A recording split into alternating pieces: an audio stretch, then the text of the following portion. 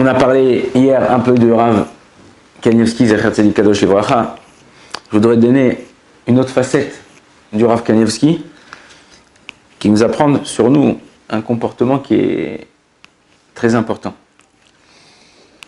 Vous savez, il faisait, quand il faisait une remarque, quand il y a quelqu'un qui venait le voir, et il faisait une remarque, il la faisait d'une façon où, même si tu n'as pas envie de le faire, tu étais obligé de l'accepter. Ça veut dire que vous savez, il y a des gens, ils ont cette facilité-là de pouvoir faire passer les choses ou sur la rigolade, ou sur une façon où on accepte. J'ai un ami à moi, une fois, il est parti, il parle hébreu, donc un avrech, il est parti avec quelqu'un de France pour qu'il recevoir une bracha ou un conseil. Et ils sont arrivés, et bon, lui, c'était un avrech, il était avec le chapeau, la veste, tout ça. Et cet ami à lui, il était avec un pull Ralph Lauren. Vous connaissez Ralph Lauren? Le cheval là, avec la... Et il pose la question. Alors, mon ami, il traduisait en hébreu Rav Kanievski.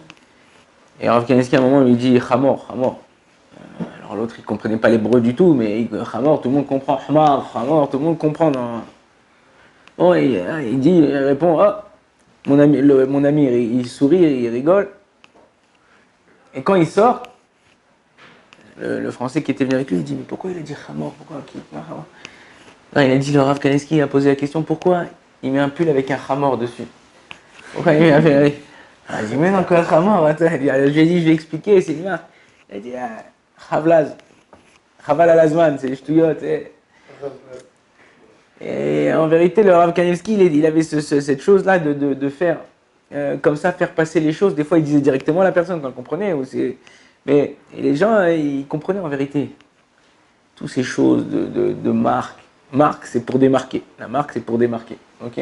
Quand quelqu'un met quelque chose de marque en général, alors c'est beau, c'est machin, parce que bon, il y a écrit Adidas, il y a écrit Nike, il y a écrit Ralph Lauren, où il y a le signe. Et ça démarque. C'est le style, moi je suis plus, machin. Il y a des gens, ils mettent des stylos là, Montblanc, ou ils mettent des montres Rolex, ou des machins. Style. Et Rav Kanievski, il n'y avait pas tous ces ch'touillottes là, il n'y avait pas tout ça. Nous, on est comme ça, on est français, on a grandi en Europe, on a cette mentalité européenne, des belles choses, de la classe, le style.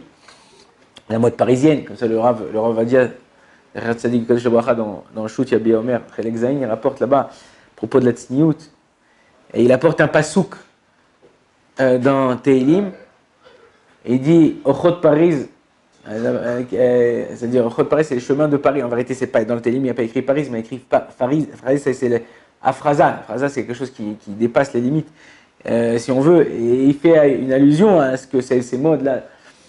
Et une autre fois, dans la classe de ma fille, il y a une fille qui a une quinzaine d'années, et ses parents, ils l'ont eu après 15 ans de mariage. Ils n'avaient pas d'enfants, et après 15 ans de mariage. Et son père, il était parti voir le Rav Kanievski, et il lui avait dit, voilà, il était venu, ça faisait 14 ans, il lui a dit, j'ai pas d'enfants, j'arrive pas à avoir d'enfants, tout ça. Et il avait comme les bracelets en or, comme ça, gourmettes et tout ça.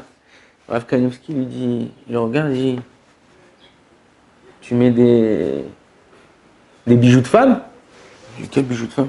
Il dit, c'est quoi ce bracelet en or là? Il dit, enlève tes bijoux de femme, cette année tu auras un enfant. Il était choqué comme ça, il a dit, il a enlevé la gourmette, il l'a plus remise.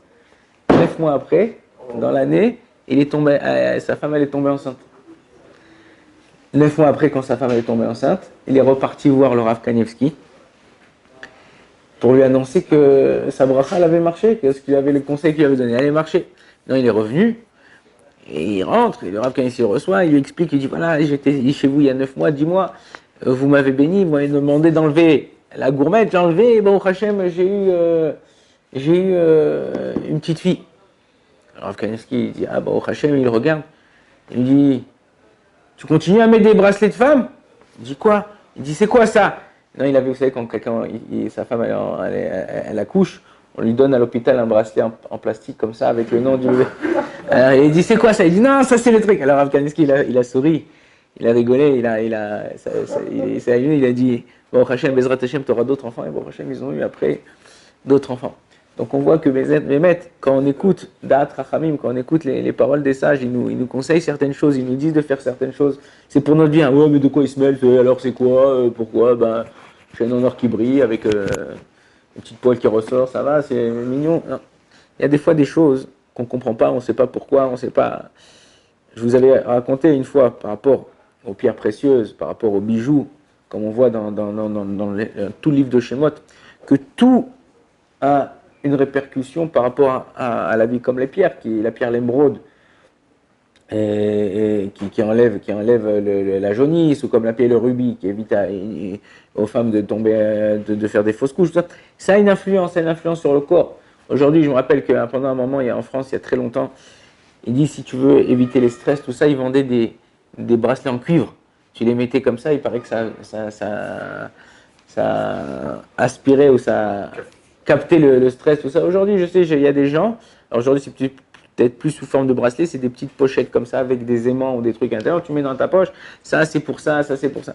Bon, on voit les gens, ils arrivent à découvrir, enfin la science ou quoi, qu'il y a certaines choses qui font une influence sur le corps, donc il faut savoir que Bezrat Hashem, en écoutant les livrets des Chachamim, les paroles des sages, alors ça nous aide, ils voient certaines choses que nous on ne voit pas. Baruch Adonai, Leolam, Amen, Amen.